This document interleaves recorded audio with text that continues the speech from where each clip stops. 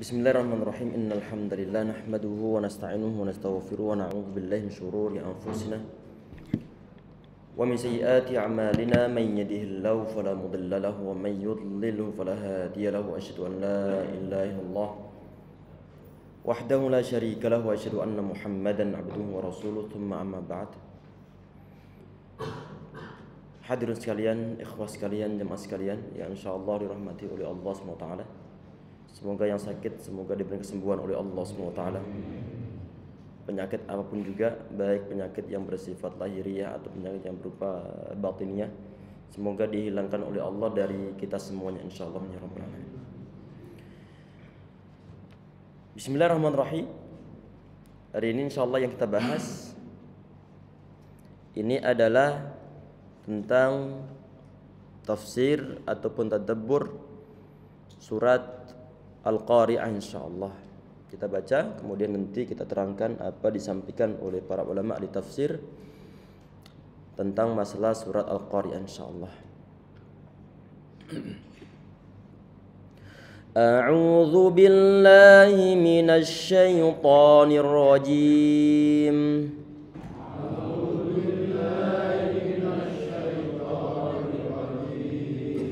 Bismillahirrahmanirrahim.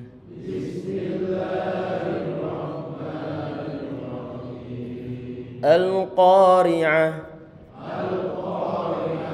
Mal Qari'ah. Wa ma adraka mal Qari'ah.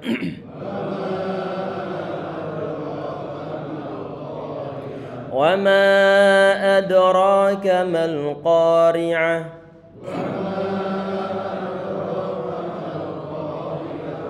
يوم يكون الناس كالفراش المبثوث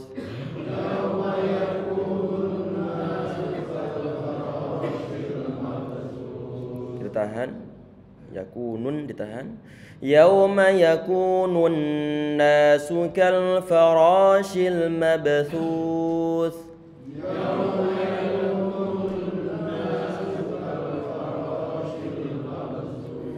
Wa takunul jibalu kal ihnil manfush.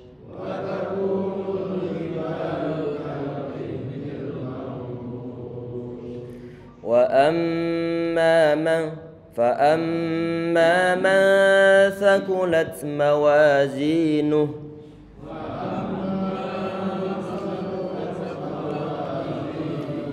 فهو في عيشة راضية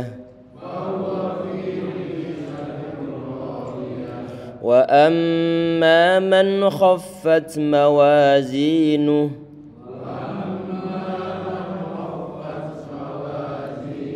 فأمه هاوية وما أدراك ما هي نار حامية. Bismillahirrahmanirrahim. Ini surat disebut dengan sebutan Al-Qari'ah. Hanya ada 11 surat, 11 ayat, dan termasuk jenis surat Makkiyah karena diturunkan sebelum Nabi Muhammad beliau berhijrah ataupun diturunkan di Makkah.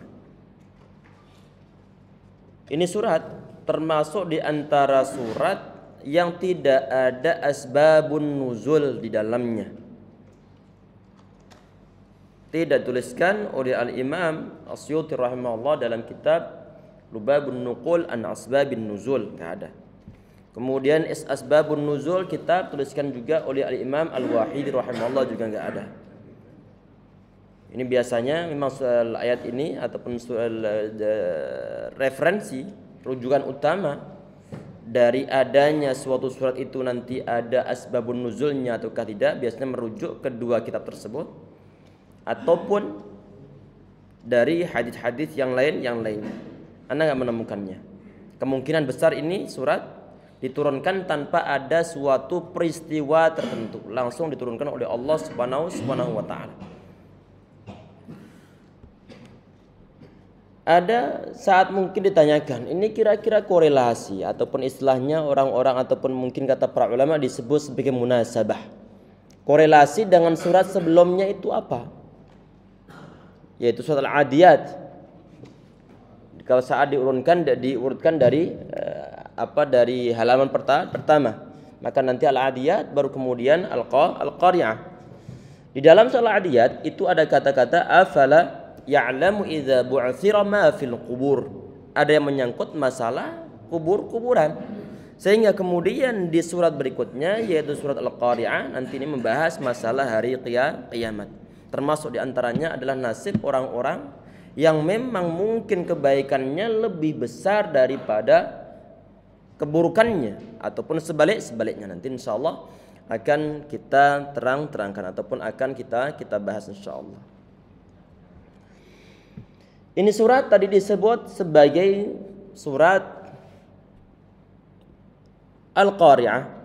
Sedangkan Al-Qari'ah itu sendiri itu adalah di antara nama dari min asma'il yaumil qiyamah, termasuk di antara nama dari hari kiamat. Ada yang nyebutnya al-yaumul akhir, ada yang nyebutnya yaumul ba'tsi, ada yang menyebutnya yaumut tanat, ada yang menyebutnya yaumun nusyur. Termasuk yaumul khulud, al-qari, al-haq, as-sakha, at-tamah, semuanya adalah nama-nama dari surat ataupun dari suatu penyebutan yaitu yaumul qiyamah.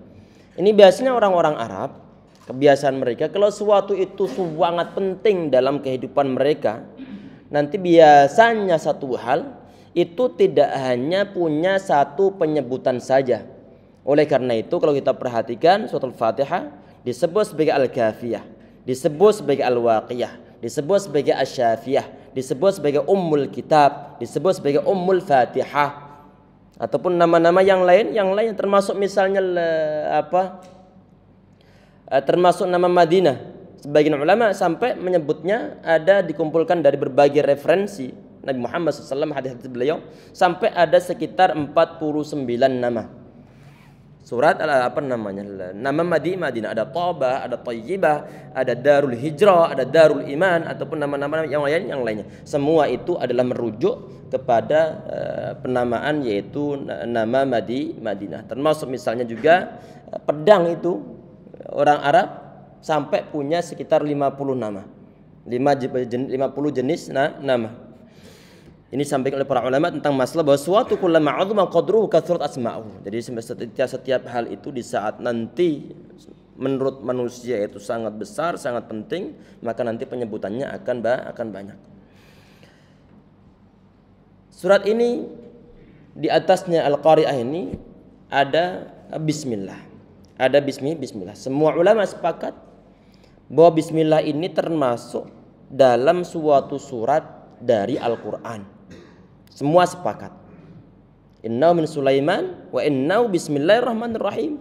Ada penyebutan bismillahirrahmanirrahim yang terdapat dalam surat An-Naml, sehingga semua ulama sepakat bahwa bismillah dia termasuk dalam ataupun salah satu ayat dalam Al-Qur'an. Kalau nanti ini dikaitkan tentang masalah awal surat ataupun ditaruh di awal sebelum setiap surat, ini bagaimana?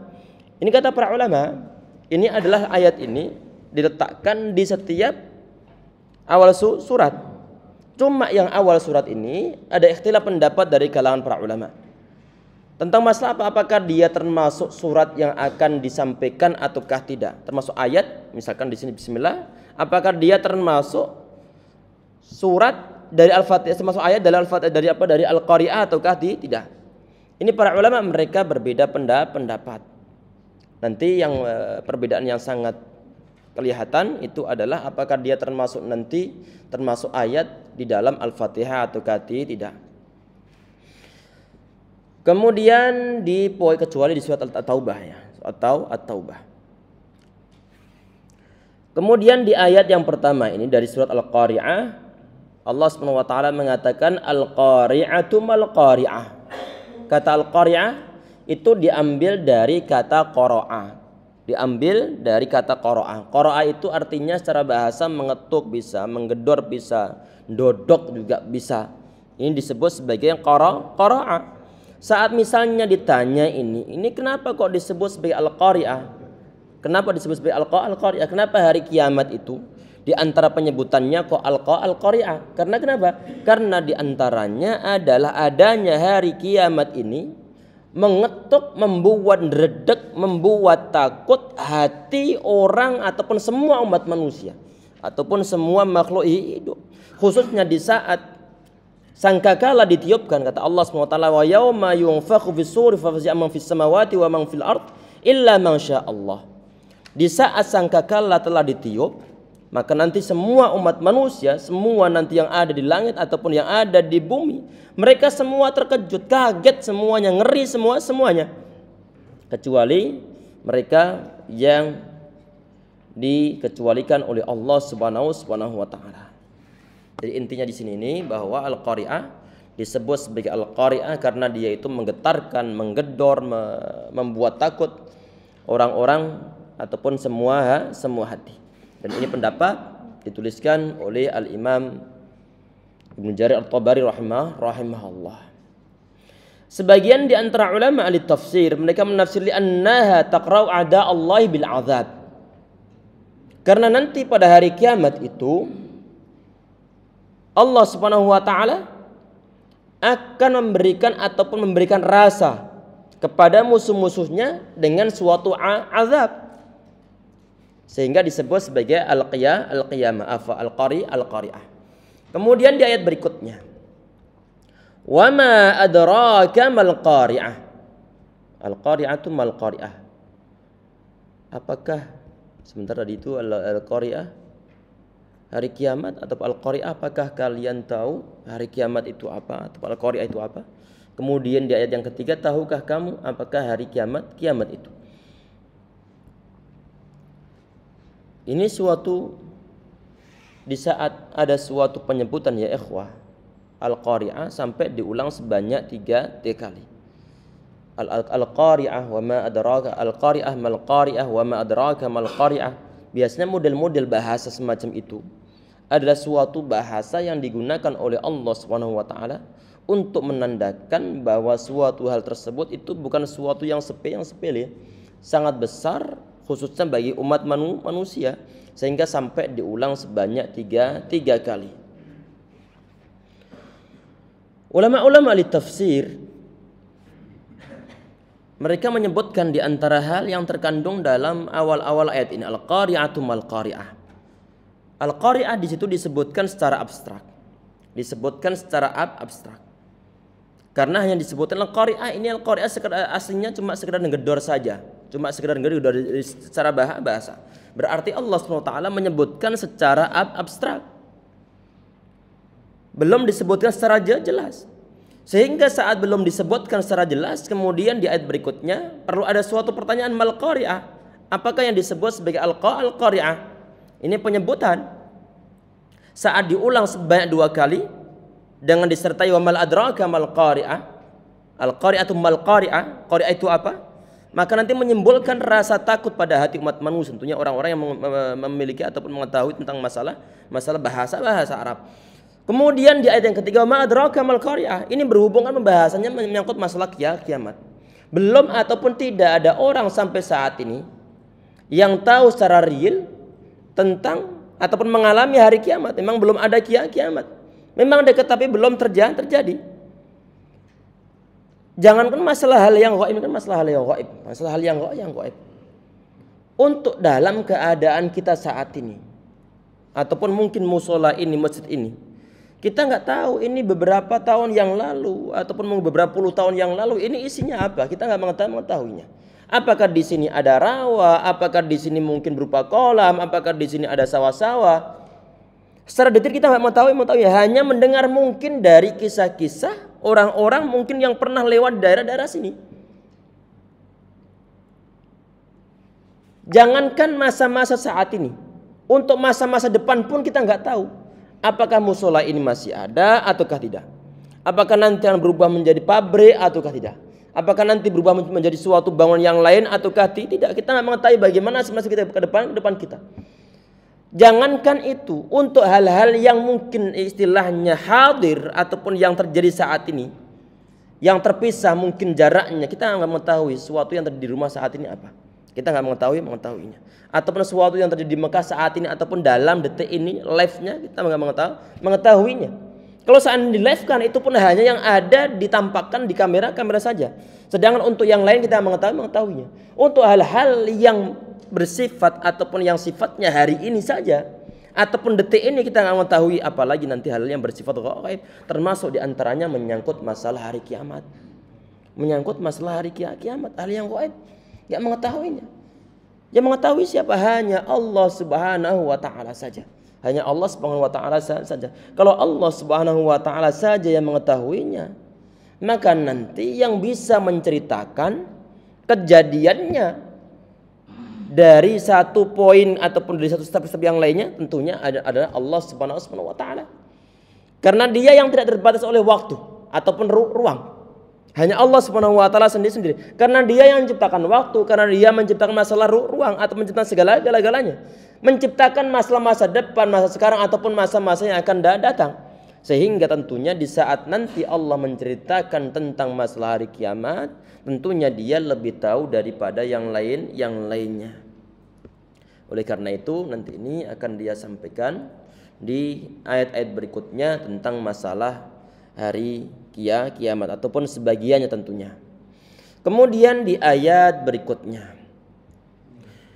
yauma yakunun nasu, ini ayat yang keempat. Yauma yakunun nasu kal farashil mabthus. Pada hari itu manusia seperti, ini terjemahan Depak. Ini ya, anai-anai. Ini bahasa baru bagi ana ini. Tahu arti al-farash, cuma untuk terjemahan anai-anai terpaksa ana buka KBBI. Tahu arti anai-anai? Apa? Sejenis itu. Ini kalau di kamus KBBI ini adalah rayap putih atau semut putih, rayap. Mungkin sejenis laron, mungkin sejenis kunang-kunang, mungkin sejenis hewan-hewan kecil yang berterbangan ataupun di saat ada lampu mereka akan pada berdatangan. Ini aneh-aneh namanya ini. Atau mungkin sejenis laron. Yauma yakunun nasu kal farashil mabthus. Pada hari itu manusia adalah seperti anai-anai yang berhamburan atau berterbangan. Ataupun mungkin yang kalau model-model laron, di saat misalnya dia itu ada lampu, dia akan bergas untuk datang ke sana. Gak pandang apakah nanti kadang-kadang dia nyemplung, ataupun mungkin kalau di zaman-zaman dahulu menggunakan lampu-lampu petromak yang ada api tengahnya sumbu, kemudian di sekitarnya ada kacanya itu untuk melindungi dari terpaan angin. Nggak pandang ini laron ataupun hewan-hewan kecil ini di saat dia terbang, apakah nanti masuk ke dalam sana atau tidak? Karena dia nggak ada pertimbangan. Istilahnya dia itu bingung. Kalau seandainya nanti dia ngumpul di sana semuanya, akhirnya mereka nggak peduli apakah nanti saling tumpuk menumpuk ataukah tidak. Dan dia termasuk makhluk yang lemah. Nanti umat manusia di saat dia itu nanti dibangkitkan oleh Allah SWT pada hari kiamat, mereka dalam keadaan bingung, dalam keadaan lemah, mau menuju kemana? Kok tahu-tahu dibangkitkan semua oleh Allah Subhanahu wa taala? Perhatikan ya ikhwah, dari zaman Nabi Adam alaihissalam.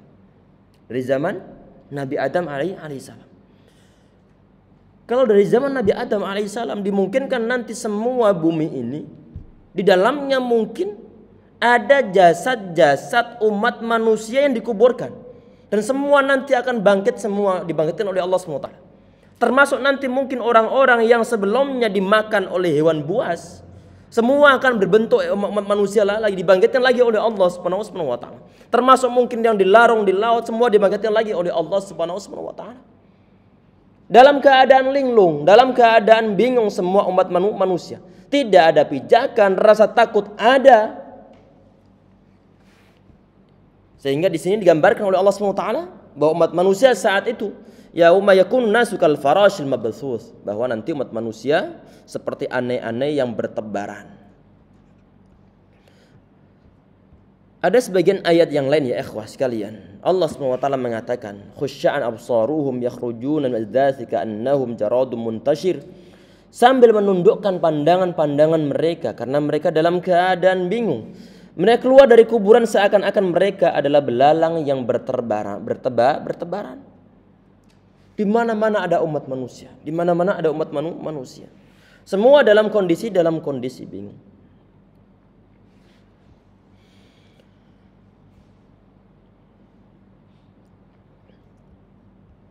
Kemudian ayat yang kelima, wa takunul jibalu kal'ihnil manfush, dan gunung-gunung adalah seperti bulu yang dihambur-hamburkan.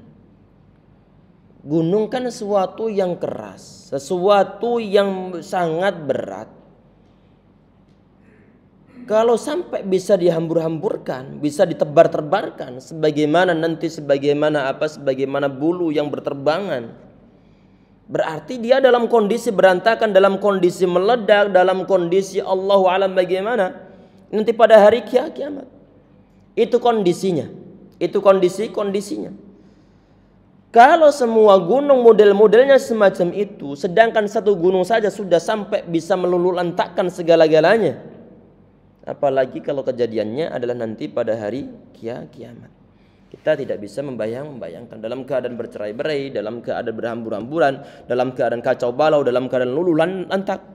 Ini adalah nanti terjadi pada hari kiamat. Fa amma man thaqulat mawazinuhu fahuwa fi 'ishatir radiyah. Adapun orang-orang yang berat timbangannya, ini langsung disampaikan oleh Allah SWT tentunya untuk masalah hari kiamat, tersebar di berbagai ayat. Ini yang disebutkan dalam surat ini. Fa amma man thaqulat mawazinuhu, adapun orang-orang yang berat timbangan kebaikannya. Berarti ini kelompok yang pertama, karena pada hari kiamat hanya ada dua kelompok. Kalau enggak nanti ahli neraka, ya dia nanti adalah ahli surga. Maka nanti di sini digambarkan oleh Allah Subhanahu wa taala, fa amma man thaqulat mawazinuhu, adapun orang-orang yang berat timbangan amalnya lebih banyak daripada kejelekan-kejelekannya. Amal-amal solehnya lebih dia kebut daripada amal-amal buruk-buruknya. Dia berusaha untuk mengejar segala amal soleh dan berusaha agar pahala yang dia dapatkan tidak bocor kemana-mana. Karena ada sebagian di antara kita atau bahkan mungkin kita sendiri, amal soleh kita laksanakan, maksiat juga jalan terus. Ini membuat suatu pahala bisa bocor. Ada orang sebagian di antara umat manusia, mungkin yang perempuan yang belum menggunakan jilbabnya misalnya. Dia sholat dalam keadaan tertutup. Kemudian dia mendapatkan suatu pahala, syarat dan rukun terpenuhi. Kemudian habis itu, karena dia tidak menggunakan jilbab dalam keadaan sehari-harinya, maka tentunya dia berdosa. Ada pahala yang dia dapatkan, ada dosa yang dia terus kumpulkan. Yang model-model semacam ini tentunya adalah pahala dapat, bocornya pahala juga dia miliki. Ibaratnya yang sering kita buat contoh adalah saat orang buka keran, kemudian di bawahnya itu ditadain dengan menggunakan ember. Walaupun kerannya itu sebesar apapun juga, tetapi kalau bocorannya banyak, bagaimana mungkin nanti embernya bisa nampung airnya, sehingga bocornya kemana. Sehingga perlu untuk terus diperjuangkan dari segi apa? Dari segi kalau seandainya sebagian di antara kita ada poin-poin yang tidak sesuai dengan syariah, baik mungkin dari segi omongan kita yang masih suka untuk menghibah orang lain, yang suka untuk memfitnah orang lain, suka untuk nuduh orang lain, suka untuk jelek-jelekan orang lain, ataupun bahkan mungkin suka untuk ngebully orang lain, maka perlu untuk dikurangi, perlu untuk difikir apakah nanti perkataan saya ini nanti bernilai suatu pahala ataupun bahkan justru menimbulkan suatu dosa. Perlu untuk difikir sampai berkali-kali biar nanti pahala kita nggak bocor. Kita sudah capek-capek mengumpulkan suatu pahala, tahu-tahu kita berharap pada Allah SWT, ya Rabb, semoga pahala yang aku dapatkan sangat banyak. Tahu-tahu kemudian sudah digadang-gadang, tahu-tahu di hadapan Allah SWT kita tidak mendapatkan pahala apapun juga. Karena kenapa? Karena sibuk ataupun karena habis untuk membayar hutang. Hutang berupa apa? Hutang berupa telah kita menghibah orang lain. Orang yang menghibah orang lain tentunya nanti pahala akan diberikan terhadap orang yang dihibahin ataupun orang yang digunjing ataupun orang yang dia jelek-jelekin. Termasuk hutang diantaranya adalah model-model kebohongan. Orang kalau sudah suka bohong, kebiasaannya akan terus dia bohong. Segala hal yang dia laksanakan dipenuhi dengan kebohongan-kebohongan. Mau bangun rumah tangga dipenuhi dengan kebohongan-kebohongan. Punya anak dipenuhi dengan kebohongan-kebohongan. Segala hal pekerjaan-pekerjaan dipenuhi dengan kebohongan-kebohongan. Ini pun suatu hutang kepada orang lain. Kok bisa bagaimana? Karena kadang-kadang suatu kebohongan sampai membuat orang lain kepikiran. Membuat orang lain terganggu waktunya. Membuat orang lain bad mood sepanjang hari. Membuat orang lain kadang-kadang hartanya terambil tanpa suatu faktor yang dibolehkan. Sehingga semua ini adalah masuk dalam kategori hutang yang dia harus bayar nanti pada hari kiamat. Harus dia bayar pada hari kiamat. Pahala sedikit, adanya pahala justru dibuat membayar orang lain. Yang semacam ini ya ikhwah sekalian, tentunya kita berat. Tentunya kita berat. Hidup ini berat dalam menjalankan suatu syariah. Kita berjuang, antum berjuang, saya berjuang, semuanya berjuang untuk mendapatkan suatu ridho dari Allah Subhanahu wa taala. Saling terus mengingatkan kalau seandainya ada sebagian di antara perbuatan kita, perbuatan dari anak-anak kita, istri kita yang tidak sesuai dengan syariah, tidak sesuai dengan aturan, perlu untuk kita ingatkan. Gak ada orang yang terlepas dari suatu dosa ataupun suatu kesalahan, sehingga perlu untuk saling nasihatin. Dan tentunya kita siap sebagai mungkin kepala keluarga, sebagai ayah siap untuk diberikan masukan anak-anak kalau seandainya mereka lebih tahu dari hal agama daripada kita.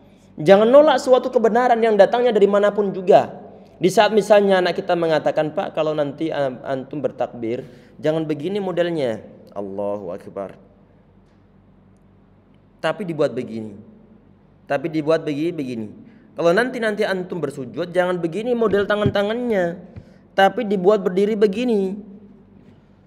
Ini kalau misalnya kepala keluarganya ataupun ayahnya, dia selalu tersinggung di saat diberikan masukan oleh anaknya, khawatir nanti ada unsur-unsur takabur, ada unsur-unsur kibir.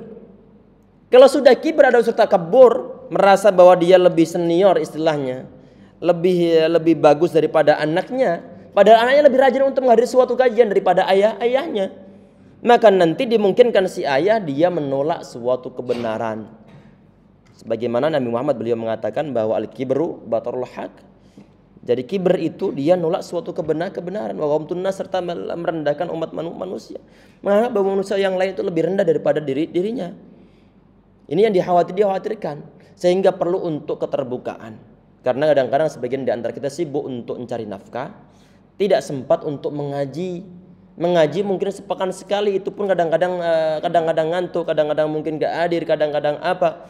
Sedangkan mungkin anak kita dia lebih intens untuk menghadiri suatu kajian. Oleh karena itu tentunya hal semacam ini kita perlu untuk saling mengingatkan. Kalau seandainya toh ada sebagian di antara perbuatan kita yang belum sesuai dengan syariah, perlu untuk kita perjuangkan. Yang telah sesuai dengan syariah pertahankan sampai meninggal. Sesuai dengan kesunahan Muhammad SAW pertahankan sampai meninggal, jangan mundur dari prinsip tersebut. Kalau nanti ada sebagian yang nggak sesuai dengan syariah, itu nanti yang perlu untuk dikritisi, perlu untuk diluruskan, karena kita pengen bareng-bareng masuk surga bersama dengan keluarga kita. Oleh karena itu ya ikhwas sekalian, nanti orang-orang yang dia pahalanya banyak, maka nanti disampaikan oleh Allah SWT di sini, fa amma man thaqulat mawazinuhu, dan adapun orang-orang yang berat timbangan amalnya. Ini orang-orang yang berat timbangan amalnya berarti amal-amal kebaikan dia berusaha melaksanakannya. Dia berusaha untuk melaksanakannya. Syarat orang bisa melaksanakan suatu amal kebaikan kalau dia tahu teorinya, tahu ilmunya. Dengan cara bagaimana? Ya dengan cara antum capek-capek ngantuk-ngantuk menghadiri kajian semacam ini, biar tahu ilmunya apa nanti yang mungkin disampaikan dalam setiap kajian kesunan Muhammad SAW. Banyak yang belum kita ketahui, apa yang beliau perintahkan, apa yang diperintahkan oleh Allah Subhanahu wa taala. Kalau yang diperintahkan Allah, yang diperintahkan Rasulullah SAW, kemudian kita laksanakan, maka itulah yang disebut sebagai nanti akan membuat kita mendapatkan suatu pahala, sehingga nanti timbangan amal kebaikan kita akan berat. Fa amma man thaqul mawazinuhu fa huwa fi 'ishatir radiyah. Adapun orang-orang yang berat timbangan kebaikan amalnya, maka nanti dia berada dalam kehidupan yang radiyah. Radiyah di sini adalah diartikan para ulama adalah mardiyah, adalah yang diridhai. Kehidupan sebagian ulama mengatakan ini untuk kehidupan yang mardiyah ini, baik diridhoi oleh orang yang beramal saleh ini, dikatakan oleh mereka bahwa aisyatan radiyah di sini maksudnya adalah laisa fiha nakat, yaitu suatu kehidupan yang tidak ada unsur menjengkelkan, termasuk laisa fiha sakhab, tidak ada unsur ribut, gaduh, bising ataupun mungkin suara keributan. Walaysa fiha nasab, yang enggak ada kesusahan dari segala hal. Kehidupan semacam ini tentunya adalah kehidupan surga, enggak capek di dalam surga, tidak letih dalam surga, enggak ada suara bising, enggak ada suara gaduh, enggak ada kesusahan, enggak ada suatu keletihan, enggak ada hal-hal yang menjengkelkan. Tentunya ini adalah kehidupan di dalam surganya Allah Subhanahu wa taala. Oleh karena itu ya ikhwah sekalian, hadirin sekalian, perlu untuk berjuang. Jangan bosan untuk terus nasihati, mengajak, terus melihat keadaan anak-anak kita, keadaan istri, mungkin yang istri memperhatikan keadaan suaminya. Apakah ada sebagian di antara perbuatan mereka yang tidak sesuai dengan syariah ataukah tidak? Kalau sebagian di antara pasangan, mungkin istrinya atau mungkin suaminya, masih suka jelek-jelekin orang lain, setiap ngomong pasti langsung nyebutkan nama orang lain, semua satu RT kena omongannya langsung, maka ini yang perlu untuk dikritisi, perlu untuk dinasihatin secara bertahap. Kadang-kadang memang susah untuk menasihati orang-orang yang suka untuk mencibir orang lain. Karena kenapa? Karena sudah kebiasaannya begitu, langsung semua kejelekan diungkapkan, diungkapkan. Padahal semua yang diketahui belum tentu pas untuk diucapkan. Enggak semua hal yang diketahui tidak selalu pas untuk diucapkan, khususnya yang menyangkut masalah kejelekan orang lain, ataupun hal-hal yang lain ya ikhwah sekalian, termasuk masalah jilbab, termasuk masalah nutup aurat, termasuk masalah penjagaan salat, ataupun hal yang lainnya. Maka perlu untuk kita perhatikan biar nanti amalan kita ataupun timbangan amal saleh kita adalah berat di sisi Allah Subhanahu wa taala. Jadi orang-orang tadi itu fa amma man thaqulat mawazinuhu, adapun orang-orang yang berat timbangan kebaikan amalnya, fa huwa fi 'ishatir radiyah, maka dia berada dalam suatu kehidupan yang radiyah, ay mardiyah, artinya diridhoi, yaitu kehidupan yang saat dia berada dalam surganya Allah Subhanahu wa taala, yang enggak ada hal menjengkelkan, enggak ada hal yang meletihkan, enggak ada suara kegaduhan, enggak ada hal-hal yang lainnya membuat kita pusing, karena kita sudah berada dalam suatu kenikmatan dari Allah Subhanahu wa taala. Kata Allah Subhanahu wa taala tentang masalah ini, Allah mengatakan la yamassuhum fiha nasabu wa ma hum minha bimukhrajin. Jadi mereka di saat berada dalam surga, mereka tidak merasa lelah dalamnya, dan mereka sekali-kali tidak akan keluar darinya. Orang yang sudah dimasukkan oleh Allah Subhanahu wa taala ke dalam surga, maka dia tidak akan diusir lagi oleh Allah Subhanahu wa taala. Dia akan diusir oleh Allah Subhanahu wa taala.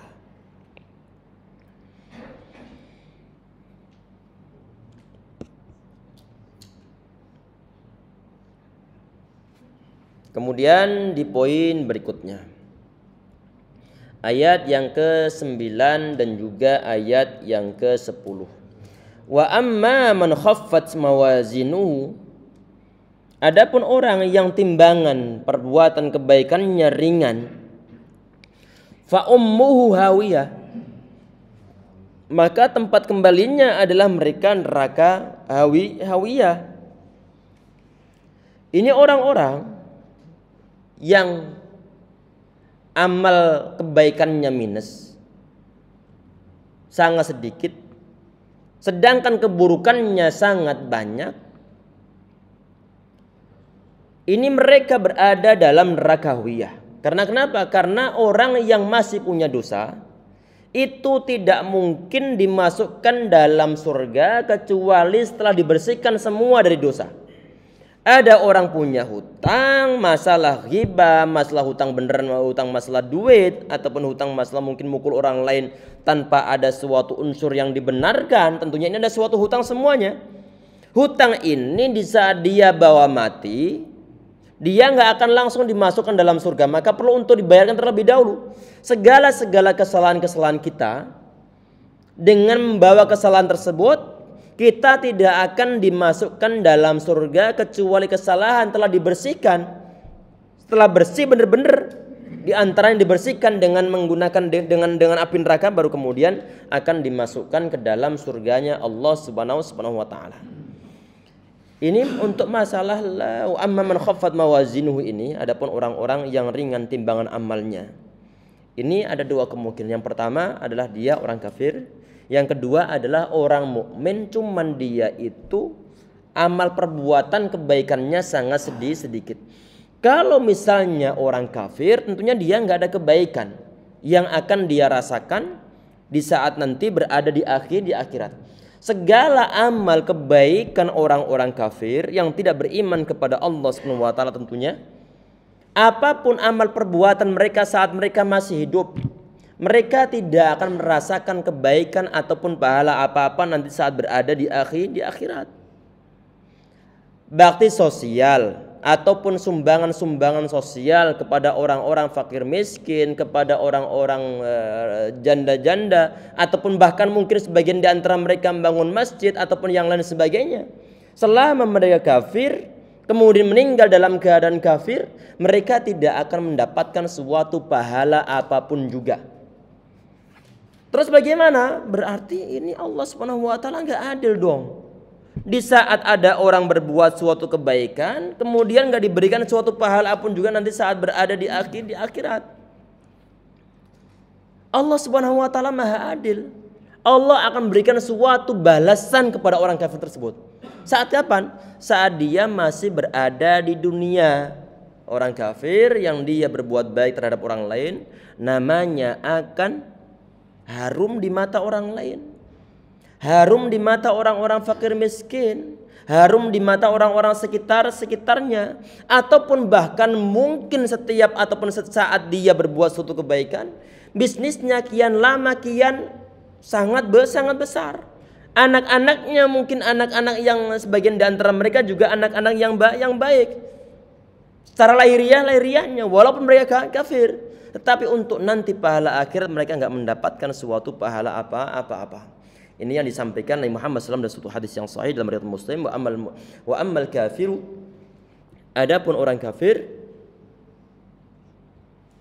nanti innal kafira idza amila hasanatan ud'ima biha tu'matan minad dunya. Jadi seorang kafir itu di saat dia itu berbuat suatu amal kebaikan, maka nanti ud'ima biha tu'matan minad dunya, maka nanti dia akan diberikan suatu balasan saat berada di dunianya. Sedangkan nanti saat berada di akhirat dia tidak mendapatkan suatu pahala apa-apa sebagaimana yang disampaikan oleh Allah SWT dalam Al-Furqan, wa qadimna ila ma 'amilu min 'amalin faj'alnahu haba'an mansura. Dan kami hadapi segala kebaikan atau amal perbuatan yang mereka kerjakan, termasuk kebaikan-kebaikan yang mereka kerjakan, lalu kami jadikan amal itu bagian debu yang berterbangan. Artinya enggak mendapatkan apa-apa mereka, enggak mendapatkan apa-apa. Mereka telah mendapatkan suatu balasan dari Allah SWT semasa mereka hidup di dunia. Di saat mereka rajin untuk membuat suatu kegiatan sosial, maka namanya kian harum. Relasi bisnisnya kian banyak. Bisnisnya kian lama, omsetnya kian lama, kian besar. Itu merupakan suatu balasan yang cukup bagi Allah Subhanahu wa taala. Untuk masalah pahala akhirat, mereka tidak mendapatkan suatu pahala apa-apa. Nantilah seandainya suatu saat nanti mereka masuk Islam, bagaimana? Kalau masuk Islam, pahala-pahala yang mestinya mereka dapatkan akan tetap mereka dapatkan. berarti disimpan terlebih dahulu oleh Allah SWT sampai kemudian si kafir ini dia masuk Islam. Dia masuk Islam. Baru kemudian pahala-pahala tersebut akan diberikan oleh Allah Subhanahu wa taala, dan kesalahan-kesalahannya akan dihapuskan oleh Allah Subhanahu wa taala. Tadi ini di poin fa amma man khaffat mawazinuhu fa ummuhu hawiyah. Adapun orang yang lemah ataupun yang ringan timbangan amalnya, maka nanti fa ummuhu hawiyah, maka nanti tempat kembalinya dia adalah neraka hawiyah. Ini untuk masalah hawiyah ini ada sebagian di antara makna disampaikan oleh sebagian di antara ulama ahli tafsir, termasuk Imam Ibnu Abbas, termasuk Ikrimah, termasuk Abi Shalih, termasuk Qatadah rahimahullah. Ini kata hawiyah diambil dari kata hawiyah ataupun hawiyah yahwi. Artinya apa? Artinya terjerembab ataupun terjatuh ataupun jungkel ke dalam neraka. Nerakanya yang tempat orang yang dijungkalkan, yang bagian kepalanya dijadikan ataupun ditaruh untuk dilempar pertama ke dalam neraka, nerakanya disebut sebagai neraka hawiyah. Yahwi finnari ala ra'sihi, dimasukkan dalam neraka dan bagian kepalanya berada di bagian terjungkal pertama kali.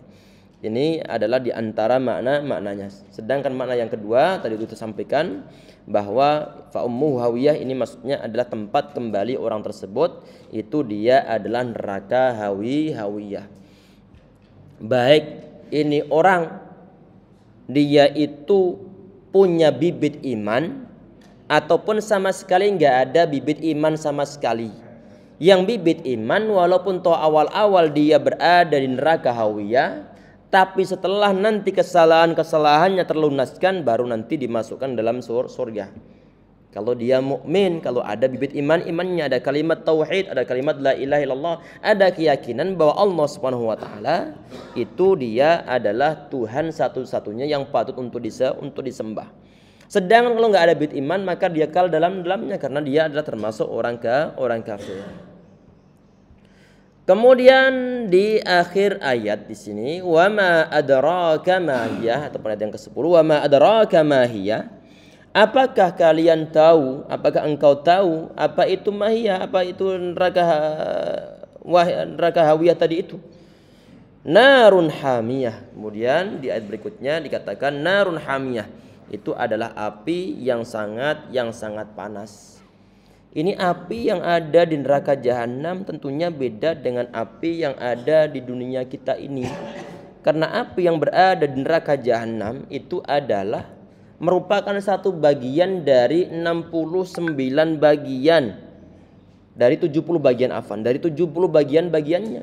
Kalau api sepanas-panasnya api yang bisa mungkin sampai bisa meluluhkan, melenturkan mungkin baja ataupun mungkin besi, yang sampai mungkin bisa melelehkan barang-barang tembaga, itu api dunia. Kalau sampai nanti ternyata api dunia ini adalah hanya satu bagian saja dari 70 bagian api neraka jahanam, kita tidak bisa membayangkan bagaimana panasnya api ini. Semoga Allah SWT memberikan kita kemudahan untuk terus beramal soleh insyaallah, sehingga yang sangat menakutkan semacam ini tidak kita rasakan. Kalau seandainya pun kita perlu untuk membayar hutang dosa kita kepada Allah SWT ataupun kepada umat manusia, semoga nggak lama-lama kita berharap hisab kita diringankan oleh Allah Subhanahu wa taala. Allahumma hasibni hisabai yasira.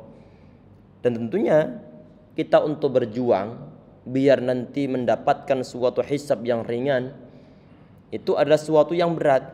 Berjuang untuk mendapatkan suatu hisab yang ringan itu adalah hal yang berat karena terlalu banyak rintangan, terlalu banyak goda-godaan syaitan, terlalu banyak fitnah-fitnah, goda-godaan yang keluar dari HP kita ini.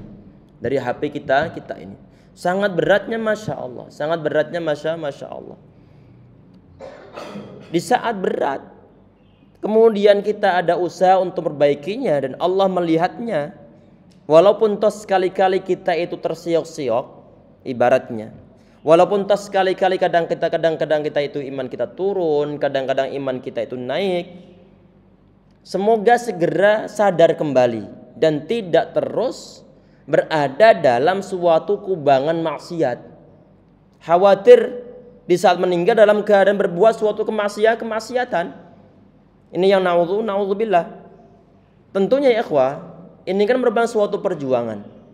Yang bisa membolak-balikkan hati itu kan Allah Subhanahu wa taala. Kalau Allah Subhanahu wa taala yang hanya bisa membolak-balikkan hati, tentunya jangan sampai lupa terus minta kepada Allah Subhanahu wa taala agar kita senantiasa diberikan hidayah oleh Allah Subhanahu wa taala. Di saat antum saat ini, di saat kita saat ini sudah mau untuk menghadiri suatu kajian, ini semangatnya perlu terus untuk dijaga, jangan dibuat jauh dari kajian. Sudah benar-benar suami sering menghadiri suatu kajian, istri menghadiri suatu kajian, kemudian menjauh. Padahal awal-awal dulu berjuang berat untuk mau menghadiri suatu kajian. Kalau nggak diperjuangkan, maka nanti dimungkinkan dia nggak akan mau balik-balik lagi kajian. Untuk memulai dari awal lagi sangat berat. Perlu maksa-maksakan diri. Lebih berat lagi. Karena kenapa? Karena sudah terlalu manjakan hawa nafsunya. Karena kesibukan bekerja sehingga sama sekali nggak ada kesempatan untuk nyimak kajian sama sekali. Baik hadir secara offline ataupun hadir secara online.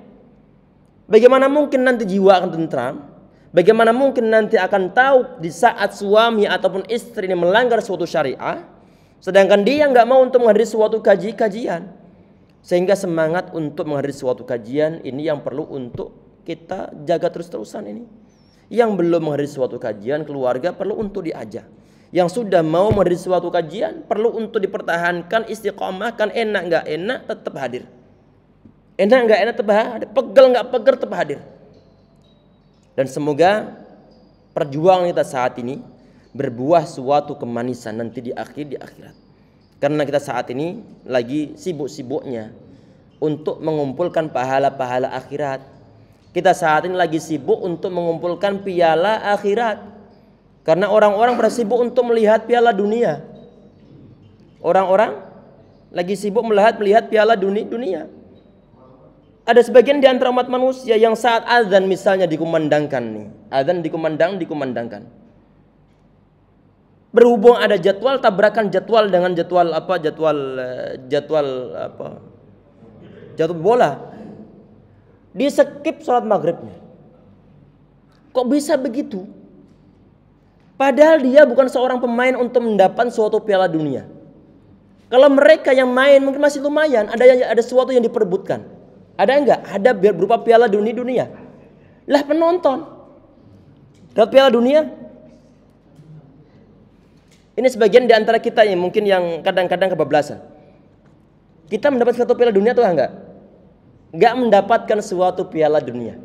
Sama sekali enggak mendapat suatu piala dunia. Kalau enggak dapat piala dunia, hanya sekedar gol. Bagaimana mungkin sampai lupa untuk mendapat suatu piala akhirat? Kewajiban dia tiadakan. Dipanggil orang tua, enggak datang sama sekali. Sebentar ini sudah mau masuk nih. Enggak datang sama sekali. Ada suatu kewajiban yang dia abaikan hanya sekedar nonton piala dunia. Ada piala akhirat yang perlu dia dapatkan. Ini ya ikhwas sekalian, jadi segala sesuatu perlu untuk kita buat skala prioritas. Skala prioritas. Jangan terlalu euforia kalau seandainya jagoan kita menang. Sampai kemudian nyopot pintu bahagianya Masya Allah. Saking girangnya. Video beberapa hari yang lalu. Ada jagoannya menang. Gembira loncat-loncat depan TV-nya. Sampai pintu dicopot. Udah melihat videonya? Pintu dicopot.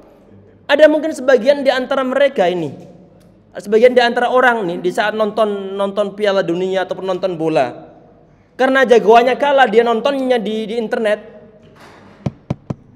keyboard dibanting dia. Apakah ada model begitu? Ada. Baik masalah game ataupun masalah nonton piala dunia. Ini diarahin kemana ini? Nggak dapat apa-apa. Dapat apa-apa nggak? Nggak dapat apa-apa. Sekedar tahu rekor ataupun skor ya? Tahu skor. Jadi perlu untuk wajar-wajar lah. Wajar. Ada suatu kewajiban datang, udah itu yang perlu untuk didahulukan karena suatu hal yang wajib. Ada suatu kesunahan perlu untuk kita laksanakan. Kadang-kadang kesunahan sama kewajiban dikalahkan demi untuk nonton Piala Dunia. Ini nonton Piala Dunia suatu kesunahan atau suatu kewajiban? Nggak wajib, nggak sunnah. Kenapa kok kemudian kita abaikan kewajiban yang lain? Kok bisa begitu? Ini bagaimana mungkin kita mendapat suatu piala akhir yang berupa surganya Allah SWT? Kalau model-modelnya semacam ini, ada kewajiban dia abaikan, kemudian dia malah nonton Piala Dunia. Untuk bangun malam beratnya Masya Allah, tapi untuk nonton Piala Dunia ringan. Jam 1 malam, jam 2 malam, jam 3 malam, pasang alarm sampai 5 kali, 6 kali. Biar bagaimana? Biar nggak terlewat Piala Dunia. Padahal dia nonton nanti di YouTube selesai nggak jadi masalah. Setelah nanti kewajiban-kewajiban yang lain telah terselesaikan. Untuk bangun malam berat untuk tahajud. Dan bahkan nggak ada rencana sama sekali. Untuk pasang alarm bangun tengah malam nggak ada rencana sama sekali. Tapi di saat nonton Piala Dunia ada jadwal Argentina sama Belanda atau sama mana? Sama Belgia misalnya. Udah langsung pas pasang alarm. Diniatin bener-bener. Kok bisa begitu? Yang model-model begitu nih, kalau ada suatu kewajiban diabaikan kemudian lebih nonton Piala Dunia, padahal nggak mendapat suatu Piala Dunia. Ini khawatir masuk khaffat mawazinuh ini, yang ringan timbangan amalnya. Apakah ada model begitu? Banyak. Semoga diberikan hidayah oleh Allah SWT insyaallah. Jadi perlu kita, kalau seandainya kita nggak nonton Piala Dunia, insyaallah kita masih hidup. Kita masih hidup. Apakah Ustadz pernah nonton Piala Dunia? Pernah. Kapan? Di saat final saja. Dan itu pun di luar waktu-waktu kewajiban. Kalau ada suatu kewajiban kita tinggalkan. Cukup tahu siapa yang menang. Cukup tahu siapa yang menang. Nggak perlu sampai detil-detil. Masya Allah, menjadi hobi yang sangat nggak bisa ditinggalkan sama sekali. Jadwal yang lain bisa ditiadakan demi Piala Dunia. Tapi untuk jadwal kajian ditiadakan karena Piala Dunia. Jadwal kajian yang mungkin dihadiri per pekan. Karena berhubung tabrakan jadwalnya dan Piala Dunia, udah nanti saja dah, pekan depan juga masih ada jadwal kajian lagi. Prioritas untuk mendapatkan suatu piala akhirat, untuk mendapatkan suatu timbangan thaqulat mawazinu tadi itu, tidak diprioritaskan demi untuk sekedar nonton. Bukan untuk rebutan Piala Dunia, tapi adalah untuk sekedar nonton orang yang berusaha mendapatkan suatu Piala Dunia. Semoga kita semua diberikan hidayah oleh Allah Subhanahu wa taala insyaallah. Amin ya rabbal alamin. Ini ya ikhwah sekalian, jadi skala prioritas ataupun al-aulawiyah perlu untuk kita fikirkan. Mana yang membawa suatu kemaslahatan, mana yang tidak membawa suatu kemaslahatan. Kalau seandainya suatu hal tersebut, kalau seandainya kita tinggalkan, nggak jadi masalah tanpa mengurangi suatu pahala, maka kita tinggalkan. Kalau seandainya nanti suatu hal ini yang belum jelas statusnya, kemudian kok sampai mengabaikan suatu hal yang wajib, suatu hal yang sunnah ataupun kebaikan-kebaikan, maka perlu berusaha untuk diatur waktu-waktunya dan terus berdoa kepada Allah SWT. Semoga kita diberikan hidayah oleh Allah SWT. Berhubung iman itu naik dan juga turun, yazidu wa yanqus, maka jangan sampai lupa doa kepada Allah SWT. Sebagaimana yang diperintahkan Nabi Muhammad SAW, fas'alullaha ayujaddidal imana fi qulubikum. Mintalah kepada Allah SWT agar dia itu memperbarui iman yang berada dalam hati-hati kalian. Sehingga jangan sampai lupa doa, minta hidayah kepada Allah SWT. Allahumma inna nas'alukal huda wa tuqa wal afafa wal ghina, di antaranya. Termasuk juga adalah Allahumma jaddidil imana fi qulubina. Ya Rabb, mohon engkau perbarui iman-iman yang ada dalam hati kami. Biar di saat nanti iman kita itu drop, berhubung kita terus minta kepada Allah Subhanahu wa taala, Allah akan menolong insyaallah. Walaupun toh kadang-kadang di saat kita minta begitu hati kita enggak fokus, paling tidak kita sudah berusaha sudah berusaha, maka semoga saja kita diberikan hidayah oleh Allah Subhanahu wa taala insyaallah. Amin ya rabbal alamin. Dan anak-anak perlu juga untuk terus dakwain kalau seandainya mereka kebablasan dalam nonton bola, bola. Ataupun mungkin nge-game. Sedangkan kebablasan dimanapun mereka berada selalu nge-game. Ini beratnya Masya Allah masalah HP ini. Apalagi sudah sampai mengetahui masalah hal-hal yang sifatnya online semuanya. Tentang masalah game online, tentang masalah hal yang lain sebagainya. Kalau sudah mengenal media sosial itu sudah beratnya Masya Allah mereka. Beratnya Masya Allah mereka. Orang-orang tua nggak tahu ini yang diupload oleh anak-anaknya itu apa di media, di akun-akun mereka. Khususnya anak-anak perempuan. Yang laki-laki pun sama. Untuk yang anak-anak perempuan, kadang-kadang mereka itu lenggak-lenggok di akun-akun mereka tanpa sepengetahuan orang tuanya. Kadang-kadang jelas buka-buka aurat. Kadang-kadang jelas buka aurat. Ini beratnya Masya Allah ini HP ini. Beratnya Masya Allah. Khususnya untuk mungkin yang aplikasi-aplikasi mungkin model-model Facebook ataupun mungkin yang Instagram yang ada reelnya itu dan reel tuh. Kalau mungkin yang sebelum di-update yang belum terupdate mungkin nggak ada reelnya, tapi saat di-update muncul reelnya, video-video yang nggak benar nih, video-video yang menampakkan kerusakan mental, kerusakan, kehilangan rasa malu dalam hati mereka. Nggak pandang apakah dia anak muda, apakah dia ibu-ibu ataupun mak-mak, sama semuanya kecuali orang-orang mendapatkan suatu hidayah dari Allah Subhanahu wa taala. Oleh karena itu perlu waspada anak-anak kita ini di saat mereka sudah mengenal media sosial, perlu untuk diawasi akun-akun mereka. Ini adalah pertanggungjawaban kita di hadapan Allah Subhanahu wa taala. Pertanggungjawaban kita di hadapan Allah Subhanahu wa taala. Dan istri kita pun sama. Ada emak-emak yang mungkin dia lenggak-lenggok di media sosial. Tahu lenggak-lenggok ya? Berkelojotan seperti mungkin belut yang dikasih abu dapur. Malah haula wala quwata illa billah. Enggak ada malu-malunya. Sudah joget-joget, kemudian ditulis di media sosial. Ibu-ibu soleh besok ketemu lagi ya, ibu solehah ketemu lagi ya. Solehah bagaimana model-model begitu? Di captionnya, ibu-ibu solehah besok ketemu lagi ya di sini ya. La haula wala quwata illa billah. Semoga kita semua diberikan hidayah oleh Allah SWT. Istri kita kalau sudah punya media sosial, awasin mereka. Termasuk yang ibu-ibu punya suami, punya akun media sosial, awasi suami mereka.